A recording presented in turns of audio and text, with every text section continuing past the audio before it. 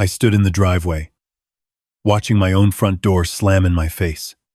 Through the frosted glass, I could see my daughter-in-law Lisa smiling. The temperature was dropping fast. 15 degrees. My coat was still inside. "Dad, please." That was my son Michael's voice, muffled through the door. "Just sign the papers. Then, you can come back in." The papers. The ones that would transfer my house, my pension, everything I'd worked 43 years for at the police department, into their names. They said I was too old to manage it anymore, too confused, that I needed their help. I wasn't confused. I knew exactly what they were doing. My grandson Jake pressed his small hand against the window from inside. He was crying. 10 years old, and he understood more than his parents thought. I gave him a small nod, trying to smile so he wouldn't be scared. Then, I turned and walked to my truck. I didn't knock. I didn't beg. I just pulled out my phone and made one call. "Let me back up. You need to understand how we got here. 3 years ago, my wife Eleanor died. Breast cancer. We'd been married 38 years. The house felt too big after that. Too quiet. When Michael suggested he and Lisa move in with Jake, I said yes immediately. I thought it would help. Having my grandson around, hearing a kid laugh again, watching cartoons on Saturday morning. For the first year, it was good. Jake and I became close. I'd pick him up from school, help with homework, teach him to fish. Lisa seemed grateful. Michael seemed happy. I helped with the bills, watched Jake when they went out. I was useful. Then things started changing. It started small. Lisa suggesting I was forgetting things. "Robert, didn't I tell you we needed milk?" When she hadn't. "Dad, you told this story yesterday." When I hadn't. Little things that made me doubt myself. Then Michael joined in. "Dad, maybe you shouldn't drive at night anymore. Your reflexes aren't what they were." I was 65, not 90. I'd passed my driving test 6 months ago, with perfect marks. The bills started coming to their names. "It's easier this way, Dad. You don't have to worry about it." But I'd always paid my own bills. For 43 years. They moved into the master bedroom. "Your back would be better in the smaller room, Dad. The bed's not as soft." It was my house. Eleanor and I had bought that bed together. I started noticing other things. Mail coming for me that I never saw. Calls to my phone that went straight to voicemail when I was standing right there. My pension checks being deposited. But when I asked Michael about the balance, he got defensive. "Why do you need to know? You trust me, don't you, Dad?" I did trust him. He was my son. But something felt wrong. 2 months ago, Jake came to me after school. His lip was split. "What happened?" I asked. "I asked Mom why she took money from your wallet. She got mad. That night, I confronted them." Lisa's face went red. "He's lying. Jake has an imagination. You know how kids are. But I'd been a detective for 20 years. I knew when someone was lying, and Jake didn't lie. I started keeping better track, writing things down.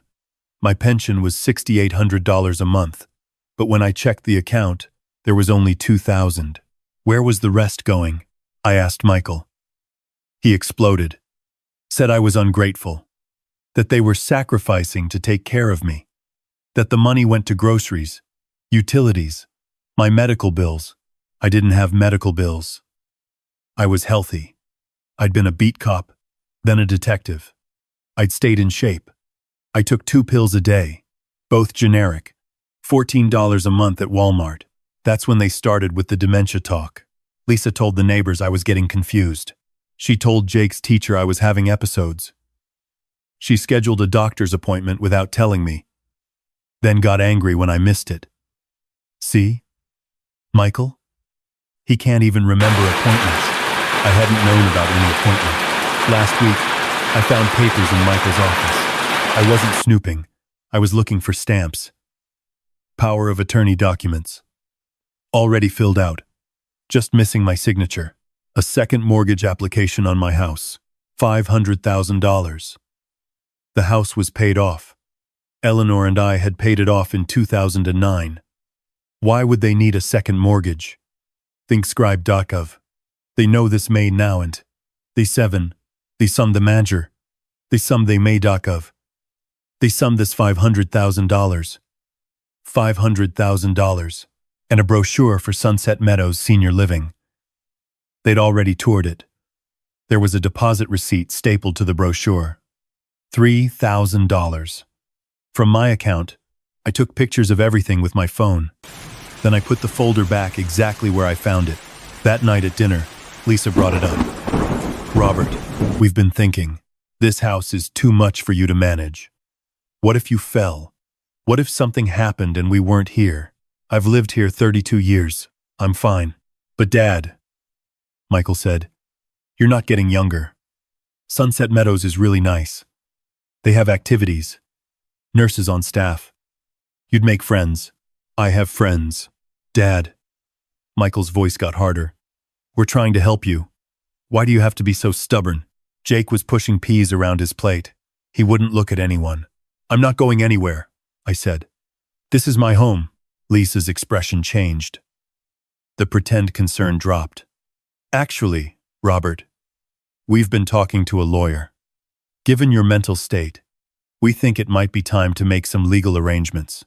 For your protection, my mental state is fine. You forgot Jake's birthday last month. I hadn't. I'd given Jake his present 2 days early because I was going to be at a friend's funeral on the actual day. Jake knew this. He looked up at me then, and I saw fear in his eyes. I need you to sign some papers, Michael said, just to make everything official so we can help you. I'm not signing anything. That's when things got worse. Michael stood up. He was a big guy, 6'2", worked construction. He leaned over me. Dad, sign the papers. No, you're going to sign them. Michael, I was a cop for 43 years. You're not going to intimidate me in my own house. He grabbed my shoulder. Hard. Lisa was smiling.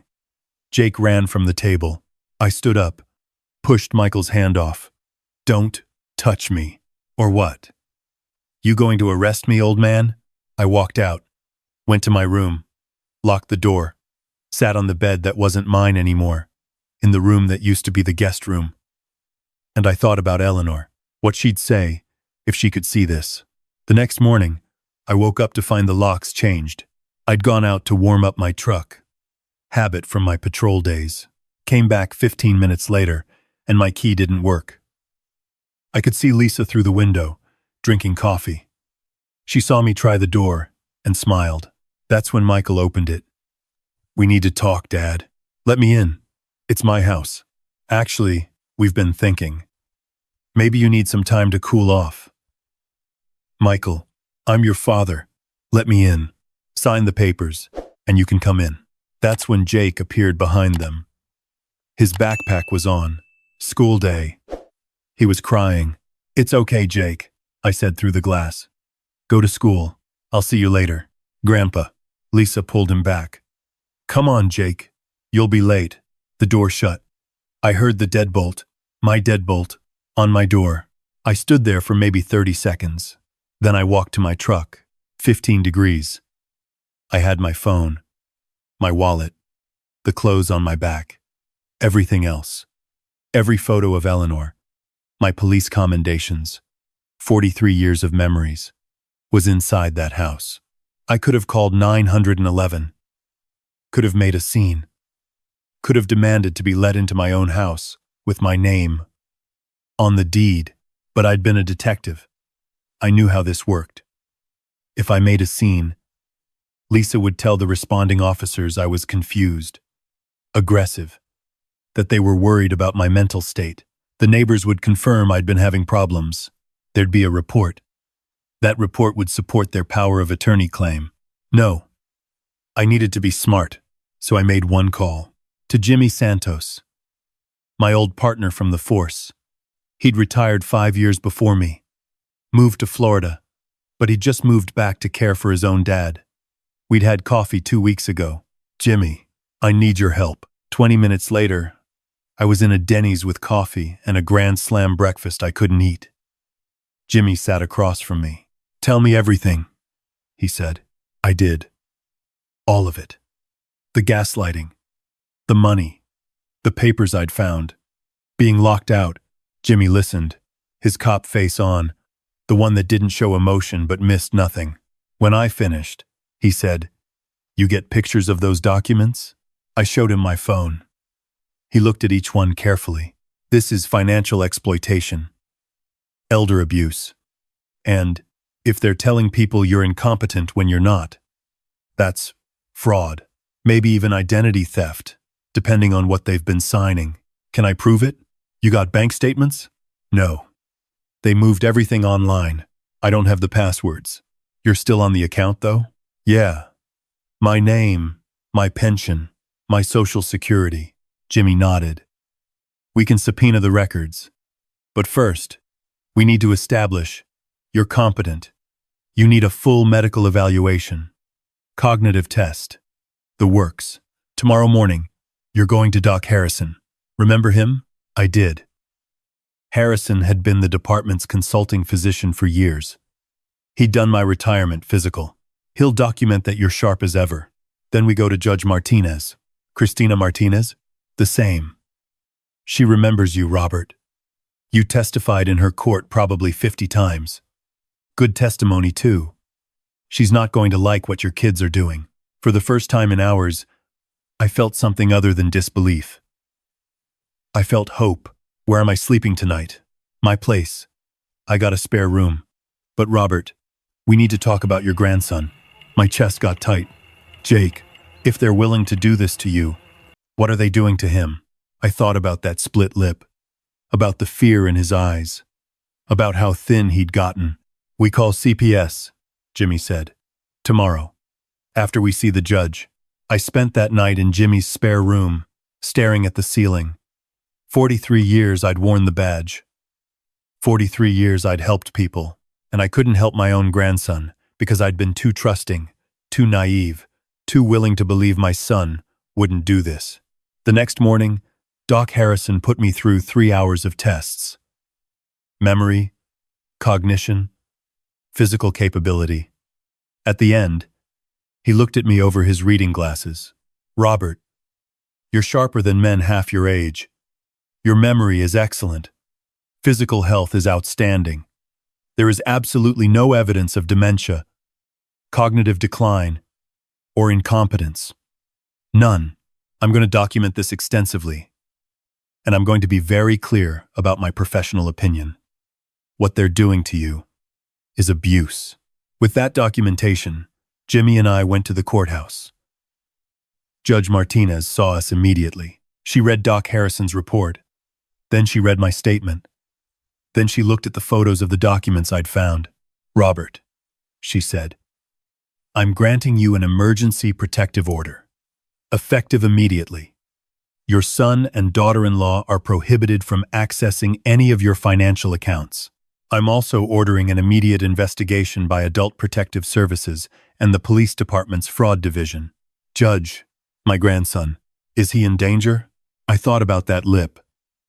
Yes, ma'am. She picked up her phone. Then we're calling CPS right now. Things moved fast after that.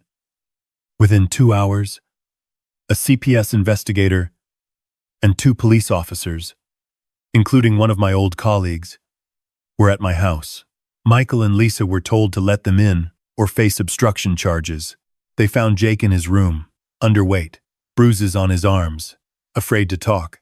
They found my pension statements. $64,000 was missing from my account.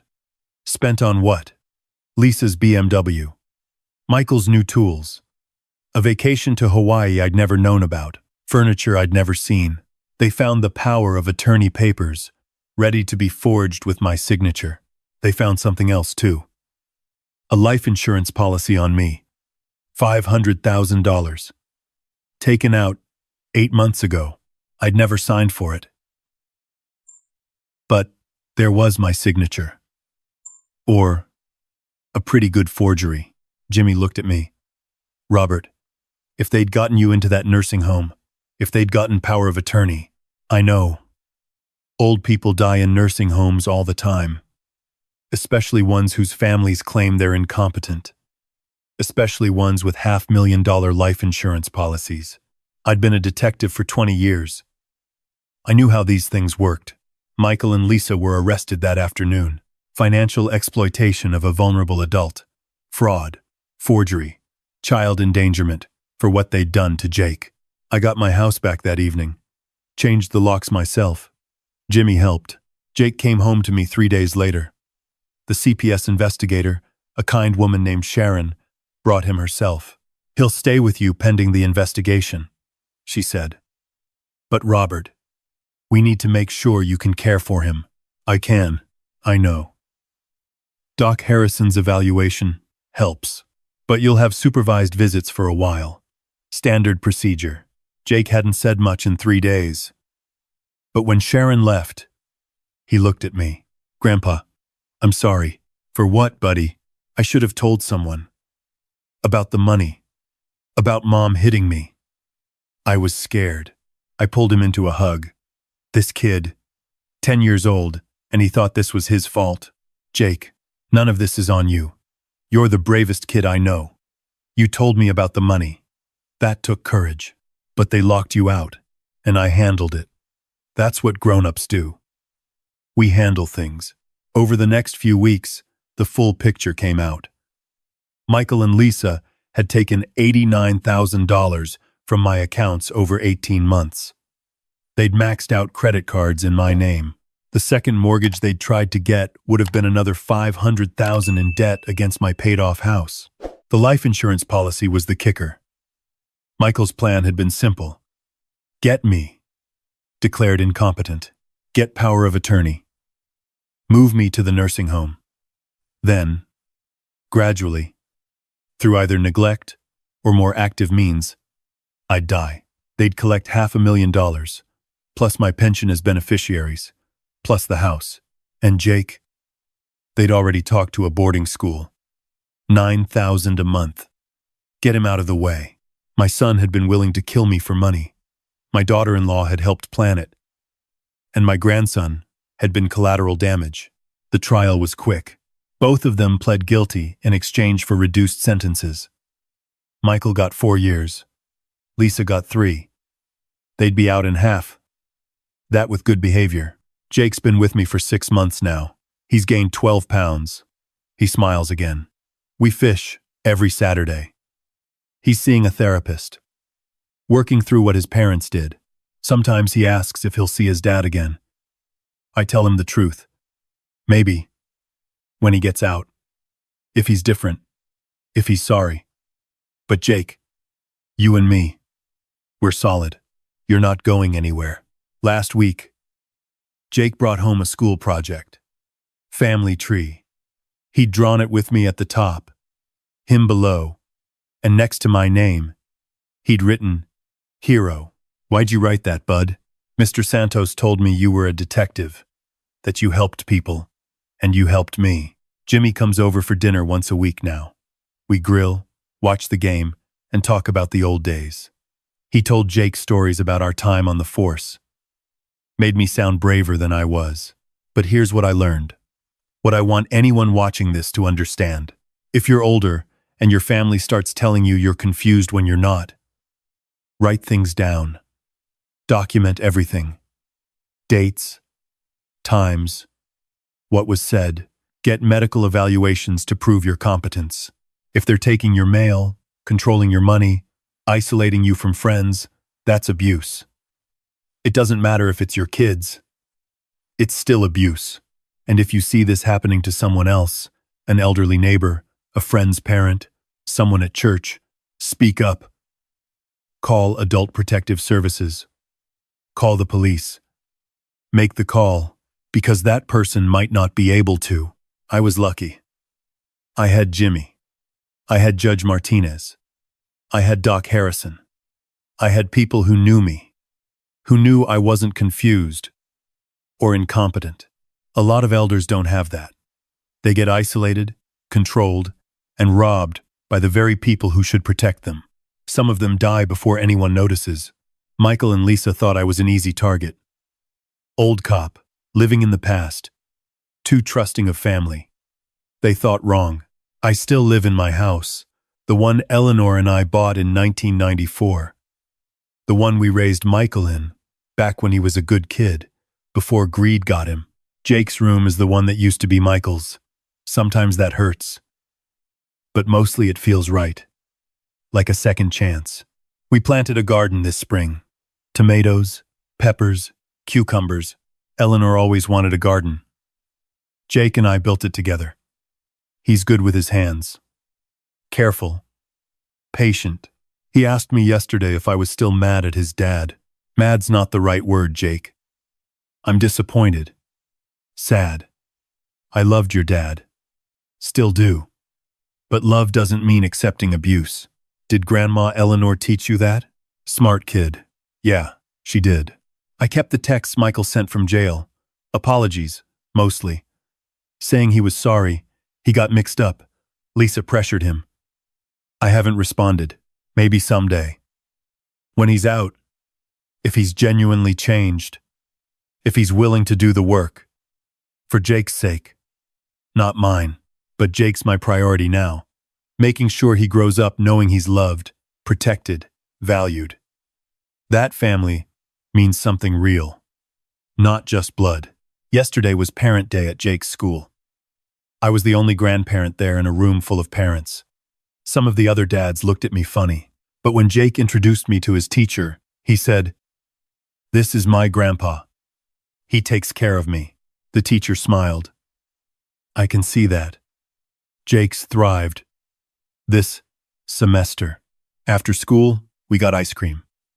Jake got chocolate with sprinkles. I got vanilla. We sat in the truck, eating ice cream, listening to the radio. Grandpa? Yeah? Bud? I'm glad you didn't give up. Me too, Jake. Me too. That cold morning when they locked me out, when I stood in my driveway in 15-degree weather watching my son choose money over family, I could have given up. Could have signed those papers. Gone quietly. Let them win. But I'd spent 43 years protecting people. I wasn't about to stop protecting myself. Or my grandson. One phone call. That's all it took. One call to the right person. Someone who knew me. Who I could trust. If you're going through something like this, find your Jimmy Santos. Find your Doc Harrison. Your Judge Martinez. Find someone who sees you clearly. Who knows you're not what your abusers claim. And if you can't find that person, call Adult Protective Services yourself. Call the police. Walk into a firehouse and ask for help. Do whatever it takes, because you matter. Your life, your dignity, your autonomy, they matter. Michael and Lisa thought I was just an old man. They forgot I was a detective. They forgot I knew how to investigate, how to gather evidence, how to be patient and strategic. Most importantly, they forgot I was Jake's grandfather. And you don't come between a grandfather and his grandson. Not without consequences. I look at Jake now, laughing at something on his tablet, healthy and safe, and I know I made the right call. All of them. The call to Jimmy. The decision to fight. The choice to protect my grandson above everything else. This house is quiet sometimes. I still miss Eleanor. Still wish she was here to see Jake growing up. To see how we've built this new life. But I think she'd be proud. Of both of us. Jake looks up. Grandpa, can we make pancakes for dinner? Absolutely. You want to help? Yeah. We head to the kitchen. He pulls out the mixing bowl without being asked. Knows where everything is now. This is his home. And as I watch him measure flour, concentrating hard on getting it level, I realize something. They didn't just fail to destroy me. They gave me something precious. They gave me purpose. They gave me Jake. Every morning, I wake up knowing someone needs me. Not for my money, not for what I can provide, but because I'm grandpa. Because I make him feel safe. That's worth more than any amount of money Michael and Lisa tried to steal. So here's my message to anyone trying to exploit an elder. Anyone who thinks your parent or grandparent is an easy target because they're older. Remember, We've lived longer. We've seen more. We've survived things you can't imagine. And some of us have skills you don't know about. Don't mistake age for weakness. Don't mistake kindness for stupidity. Don't mistake trust for naivety. Because the moment you do, the moment you cross that line, you're going to learn an important lesson. We didn't get old by being easy targets, and we're not about to start now.